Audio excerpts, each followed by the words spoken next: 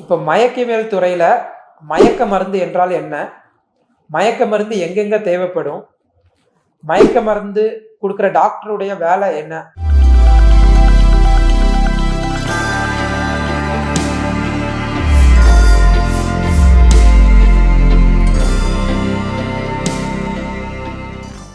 வணக்கம். நான் மருத்துவர் வாசிம் அக்ரம். நான் தாமஸ் ஹாஸ்பிட்டல் புளியங்குடியில அனஸ்தீசியாலஜிஸ்டா இருக்கேன். அப்படின்னா, இப்போ ஒரு அறுவை சிகிச்சையில ஒரு ஆப்ரேஷன் பண்றாங்க.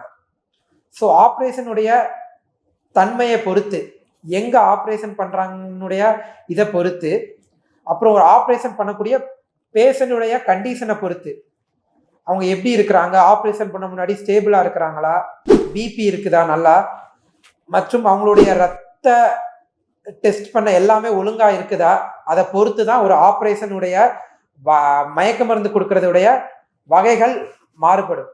இப்போ மயக்க மருந்து கொடுக்கறதுல என்னென்ன வகை இருக்குது? மொத்த மயக்க மருந்துல 4 வகை இருக்குது. முதல் வகை ஜெனரல் அனஸ்தீசியா, அதாவது முழு மயக்கம் கொடுத்து ஆப்ரேஷன் பண்றது. ஸோ முழு மயக்கம் என்றால் என்ன? முழு மயக்கம் என்றால் ஒரு பேஷண்ட முழுசா மயக்கம் அடைய செய்வது. முழுசா மயக்கம் அடைஞ்சிட்டு, அதாவது தூங்கி எந்திக்கிற மாதிரி மட்டும்தான் அவங்களுடைய ஃபீலிங்ஸ் இருக்கும்.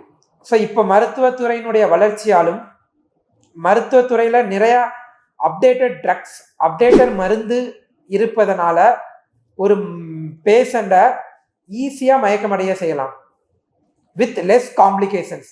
எப்படி ஈஸியா மயக்கமடைய செய்யலாம்னா, நம்ம கையிலிருந்து இன்ஜெக்ஷன் கொடுக்க மூலியமா அவங்க உடனே மயக்கம் ஆயிடுவாங்க.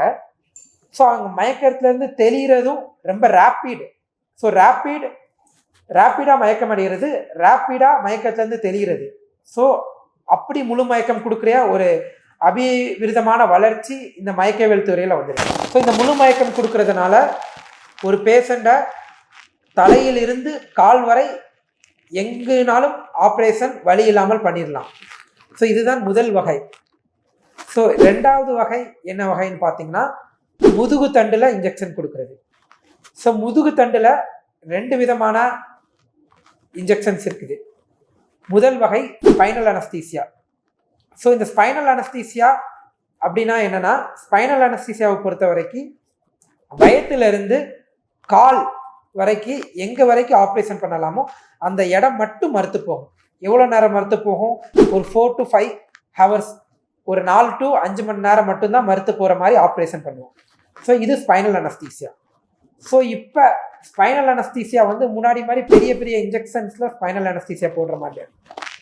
இப்போ அப்டேட்டட் இந்த மருத்துவத்துறையின் வளர்ச்சியினால ரொம்ப சின்ன சின்ன இன்ஜெக்ஷனில் முதுகு தண்டில் இன்ஜெக்ஷன் கொடுத்து மொத்தமாக வயத்தில் இருந்து கால் ஃபுல்லாகவே மறுத்து போக வைக்க முடியும்.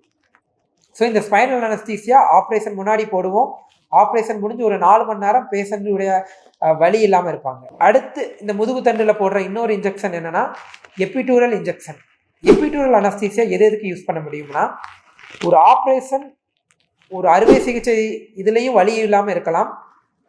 அறுவை சிகிச்சை முடிஞ்சதுக்கு அப்புறம் 2 நாளோ 3 நாளோ 4 நாளோ எவ்வளோ நாள் பேஷண்ட் வலி இல்லாமல் இருக்கணுமோ அவ்வளோ நாள் வலி இல்லாமல் இருக்கிறதுக்கு இந்த எபிடூரல் அனஸ்தீசியா முதுகில் இன்ஜெக்ஷன் போட்டு அது வழியாக ஒரு சின்னதாக ஒரு கேத்தட்டர் மாதிரி வரும், அதை வெளியே வச்சுட்டு அதில் கண்டினியூஸாக எப்போதும் இன்ஜெக்ஷன் கொடுத்துக்கிட்டே இருந்து பேஷண்ட் பெயின் ஃப்ரீயாக ஆப்ரேஷன் தொடங்குறதுல இருந்து ஆப்ரேஷன் முடியுத வரைக்கும், அதுக்கப்புறம் எவ்வளோ நாள் வலி இல்லாமல் இருக்கணுமோ அவ்வளோ நாள் வலி இல்லாமல் இருக்கிறதுக்கு இந்த எபிடூரல் அனஸ்தீசியா ரொம்ப ரொம்ப யூஸ்ஃபுல்லாக இருக்குது. ஸோ இந்த எபிடூரல் அனஸ்தீசியா வேறு எதுக்கெல்லாம் யூஸ் பண்ணலாம்னா, ஒரு பிரசவ வலி இல்லாமல் கம்ப்ளீட்டாக பெயின் ஃப்ரீயாக பிரசவம் பண்ண பார்க்கணும்னா இந்த எபிடூரல் அனஸ்தீசியா அவங்க முதுகு தண்டில் செலுத்துகிற மூலியமாக கம்ப்ளீட்டாக பெயின் ஃப்ரீ லேபர் பண்ணிக்கலாம். பெயின் ஃப்ரீ லேபர்னால நிறையா அப்டேட்டட் இன்ஜெக்ஷன்ஸ்லாம் வந்திருக்கு.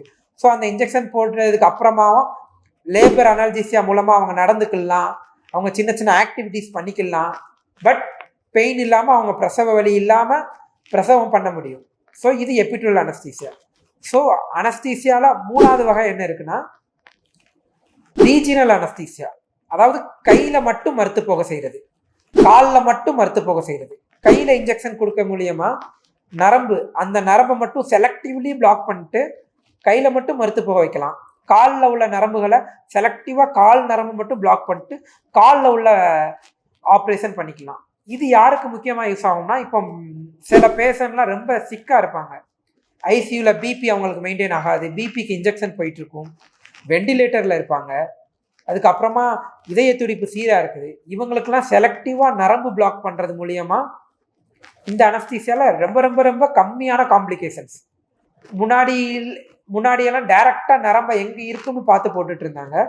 இப்போ விஞ்ஞானத்துடைய வளர்ச்சினால அல்ட்ராசவுண்ட் மூலியமாக டைரெக்டாக எங்கே நரம்பு இருக்குன்னு பார்த்துட்டு அந்த நரம்பை டைரெக்டாக அந்த இன்ஜெக்ஷன் நரம்புல போய் செலுத்தி அந்த இடத்த மட்டும் மறுத்து போகிற மாதிரி கையிலையோ கால்லையோ அந்த மாதிரி வந்திருக்கு. 4வது வகை சின்ன சின்ன விரல்களில் லோக்கல் அனஸ்தீசியா கொடுத்து மறுத்து போக வைக்கிறது. ஸோ இதுதான் 4 வகையான மயக்க மருந்து.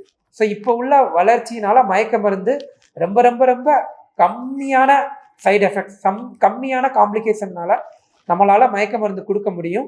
மயக்க மருந்து ரொம்ப தெளிவாக ரொம்ப லெஸ் காம்ப்ளிகேஷனால நம்மளால் பண்ண முடியும்.